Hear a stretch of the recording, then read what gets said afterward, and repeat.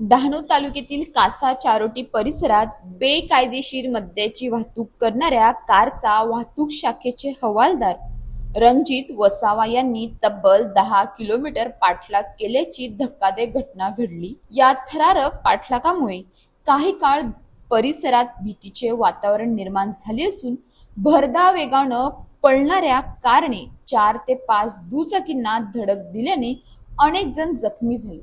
मिळालेल्या माहितीनुसार धाणिवरे ते चारोटी मार्गावर संशयित कार दिसताच वाहतूक शाखेचे हवालदार रणजित वसावा यांनी वाहन थांबवण्याचा प्रयत्न केला, मात्र कार चालकाने पोलिसांच्या सूचनेकडे दुर्लक्ष करून भरधाव वेगानं वाहन पळवले। त्यानंतर सुमारे 10 किलोमीटर पर्यंत पोलिसांनी कारचा पाठलाग केला। पोलिसांचा पाठलाग सुरू असताना कार चालकाने वाहतुकीचे कोणतेही नियम न पाळता जीव धोक्यात घालणाऱ्या पद्धतीने वाहन चालवले।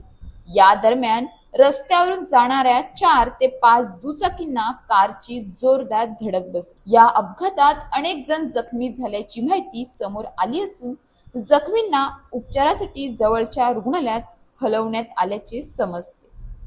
अखेर कासा गावातील मुख्य बाजारपेठेत भरधाव कारचे टायर फुटल्याने वाहन थांबले, मात्र संधी साधून चालक घटनास्थळावरून फरार झाला। पोलिसांनी तत्काळ कारमधील त्याच्या साथीदाराला ताब्यात घेतले असून त्याची कसून चौकशी सुरू आहे। वाहनाची झडती घेतल्यानंतर त्यामध्ये बेकायदेशीर मद्याची वाहतूक होत असल्याचे तपासात निष्पन्न झाल्याची माहिती आहे।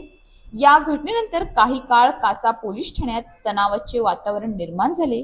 घटनेची गंभीर दखल घेत वरिष्ठ पोलीस अधिकारी घटनास्थळी तसेच पोलीस ठाण्यात दाखल झाले।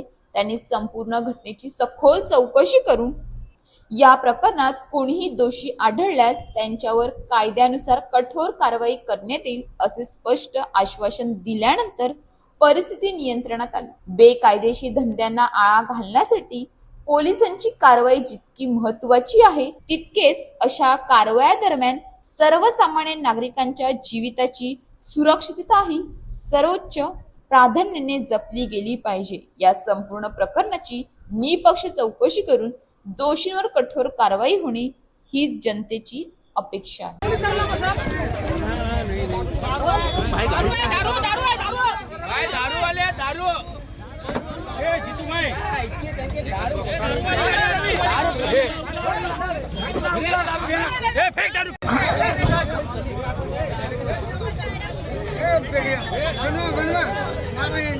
फोडून टाका ना हो साहेब, आता काय दारूला पण संरक्षण देणार का तुम्ही?